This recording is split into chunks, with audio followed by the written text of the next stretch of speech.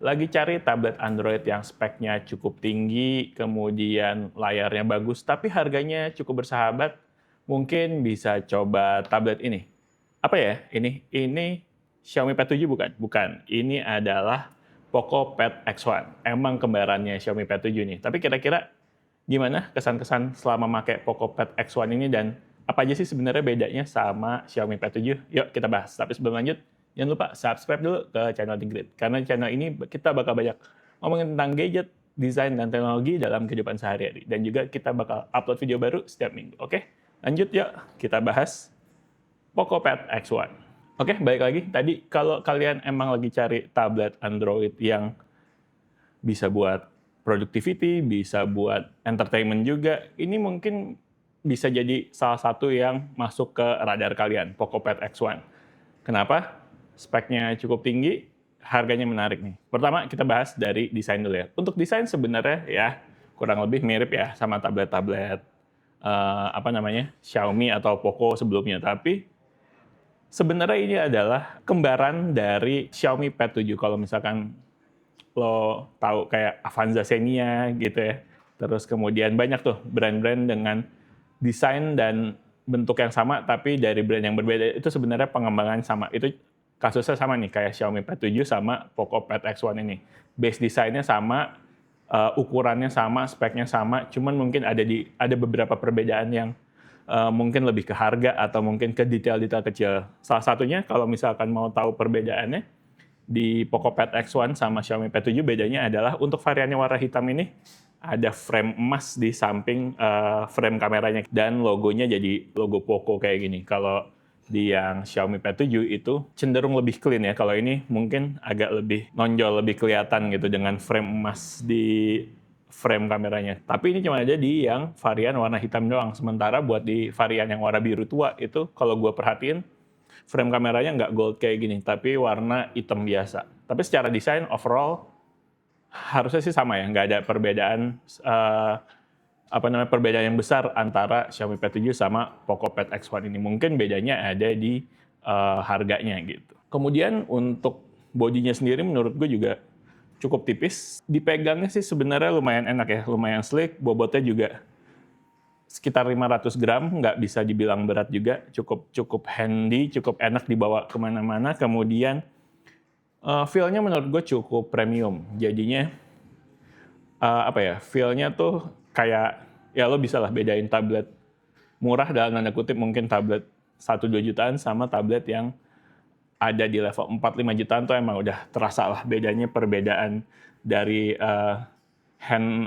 feel in hand-nya, kemudian form factor-nya, kemudian dari build quality-nya juga itu udah terasa. Cuman entah kenapa gue ngerasa Poco Pad X1 ini feel pegangnya itu jadi mirip banget sama iPad Pro. Secara ukuran juga jadi mirip banget sama iPad Pro. Mungkin itu bisa jadi hal yang bagus atau hal yang kurang bagus juga sih, karena kalau dibilang bagus ya orang mungkin jadi familiar gitu, nggak terlalu terasa beda sama iPad Pro. Tapi kalau misalkan hal kurang bagusnya adalah ya mungkin ada yang pikir ini jadinya jiplak banget nih sama iPad Pro. Tapi overall gue sih cukup suka dengan desain dan dengan form factor dari Poco Pad X1 ini. Sekarang ke bagian depan, di bagian layarnya. Untuk layar sendiri dia pakai panel IPS LCD dengan ukuran 11,2 inch, resolusi 3,2K, kemudian refresh rate-nya 144 Hz, dan brightness-nya tuh ada di 800 nits. Nah, satu lagi yang menarik di bagian layar Poco Pad X1 ini adalah aspek rasionya ada di 3:2. Nggak seperti tablet-tablet Xiaomi biasanya ada di 16:9 atau mungkin 16:10. 16:9 sih kayaknya banyak. Kayak Xiaomi Pad 6 dan lain-lain itu aspek rasionya 16:9.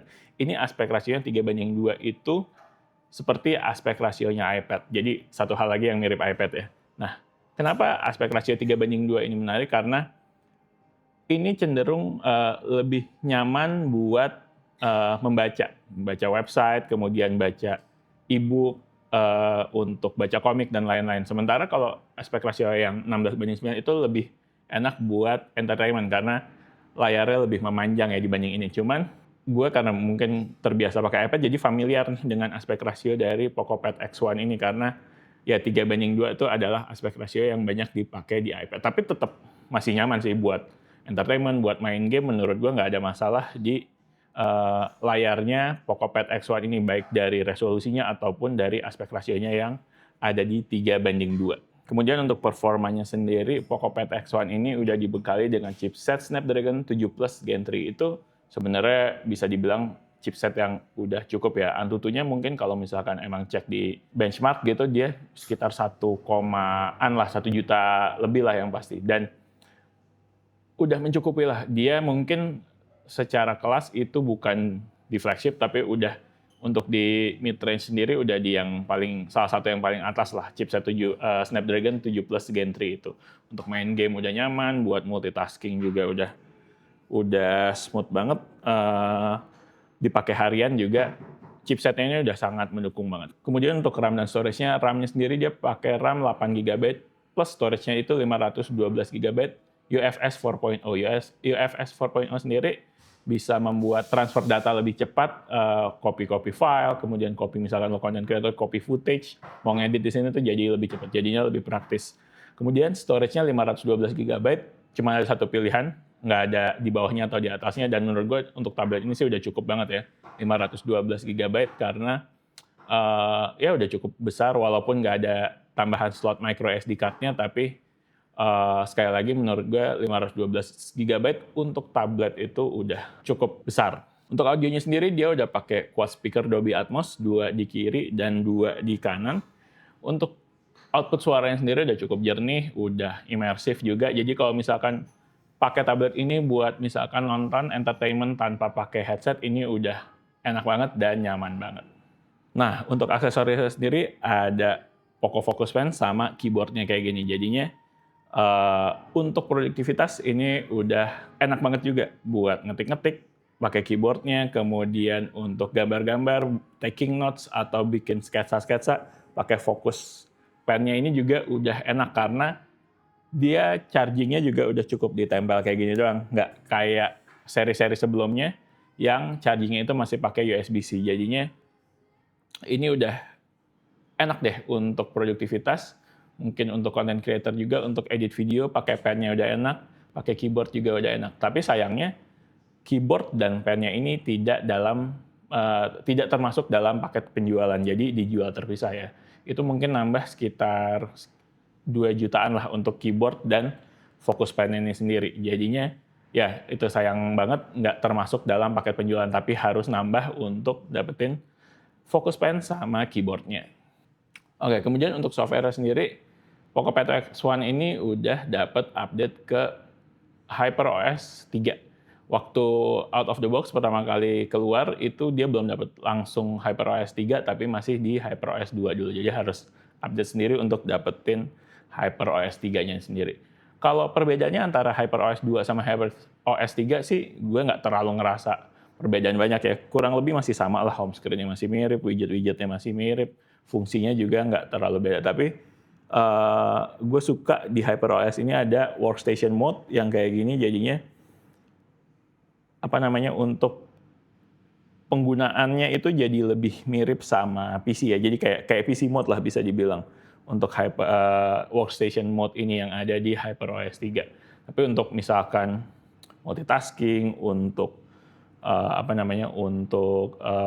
daily use itu HyperOS 3 ini udah menurut gue udah cukup baik lah di PocoPad X1 ini. Udah cukup optimal di tablet yang mungkin bisa dibilang ini salah satu tablet kasta tertingginya Poco gitu. Jadinya kalau mungkin lo coba di tablet-tablet yang di kelas 1-2 jutaan, mungkin HyperOS 3 itu masih agak kurang nyaman. Kadang suka ada stutter dan lain-lain. Tapi ketika dipakai di tablet PocoPad X1 ini yang dimana adalah salah satu kasta tertinggi tabletnya Poco, ini udah fluid, udah cukup nyaman dipakai untuk sehari-hari juga nggak ada masalah. Jadi bisa dibilang untuk software sendiri udah cukup matang ya. Tapi sayangnya walaupun dia udah ada PC mode, dia belum bisa support ke extend monitor, kayak misalkan kita colok monitor ke sini dan kita bisa pakai monitor itu buat semacam PC mode yang lebih advance gitu. Nah, di sini belum support, sementara kayak di iPad atau mungkin di Samsung Tab itu dia udah bisa ada DeX mode, sama ya di iPad juga udah bisa kayak gitu. Di Lenovo kemarin gue coba juga udah bisa, tapi di PocoPad X1 ini sayangnya belum support. Oke, untuk baterainya sendiri dia pakai baterai dengan kapasitas 8.850 mAh, itu udah cukup besar ya, walaupun mungkin kalau nggak salah seri bawahnya PocoPad M1 itu baterainya di 12.000 mAh. Ini mungkin lebih kecil, tapi menurut gue untuk pemakaian sehari-hari udah cukup banget lah. Seharian full kalau emang dipakai intens banget mungkin bisa cukup cepat. Tapi kalau buat pakainya nggak terlalu intens, santai buat browsing-browsing, buat YouTube-an, buat entertainment, main game sekali-sekali, itu masih aman banget sih baterainya. Kemudian ya baterainya bisa dibilang cukup besar lah ya, 8.850 mAh, tapi itu nggak nambah bobotnya signifikan. Jadi untuk dibawa-bawa si PocoPad X1 ini, walaupun dengan keyboard case kayak gini, untuk dibawa-bawa masih enak nih, masih termasuk cukup tipis dan nggak berasa terlalu berat. Oke, final di harganya. Untuk harganya sendiri, PocoPad X1 ini tablet only ya. Untuk tablet only dia ada di 5.699.000 untuk tablet only. Tapi kalau misalkan lo ngerasa butuh pennya, fokus pen, sama butuh si keyboardnya, ini nambah sekitar 2 jutaan. Jadinya dia tetap ada sih bundle yang paket PocoPad X1 plus bundle keyboard sama pen, itu harganya di sekitar 7,2 juta. Jadinya mungkin nambah sekitar hampir berapa tuh? Ya kurang lebih 2 jutaan, mungkin kurang-kurang dikit. Tapi dengan spek yang ada, kemudian support aksesoris dan lain-lain, menurut gue ini salah satu tablet Android yang cukup value sih. Di compare dengan si kembarannya Xiaomi Pad 7, kalau nggak salah harganya agak lebih murah sedikit lah, mungkin beda-beda sekitar 300-400 ribu. Jadinya jadi cukup menarik, karena ya Poco, bedanya mungkin Poco lo belinya cuma bisa online only, sementara untuk Xiaomi Pad 7 bisa langsung ke store gitu. Tapi ya selisih harganya mungkin bisa jadi pertimbangan yang butuh tablet dengan spek cukup tinggi, kemudian layar yang bagus, tapi harganya mungkin budgetnya nggak terlalu besar gitu. PocoPad X1 ini menurut gue bisa jadi salah satu pertimbangan yang bagus gitu. Jadi kesimpulannya, cocoknya buat siapa nih PocoPad X1? Cocok mungkin buat mahasiswa, atau mungkin buat pekerja kantoran yang mungkin butuh alat atau gadget antara laptop sama smartphone. Tablet PocoPad X1 ini mungkin bisa jadi pilihan yang cukup baik. Oh ya, tapi sayangnya ada satu kekurangan yang menurut gue cukup disayangkan, yaitu dia nggak punya fingerprint sensor. Nggak ada fingerprint sensor, nggak ada ya sensornya nggak ada di tablet ini. Jadinya untuk security-nya mungkin agak sedikit ya nggak seaman dengan gadget, dibandingkan dengan gadget atau tablet yang punya fingerprint sensor atau punya Face ID gitu ya, kayak iPad dan lain-lain. Mostly sih udah pada punya harusnya, tapi di sini belum ada. Dan dia cuma ada varian Wi-Fi only aja, nggak ada varian dengan cellular. Emang mostly kayaknya tablet Android jarang sih yang pakai cellular ya.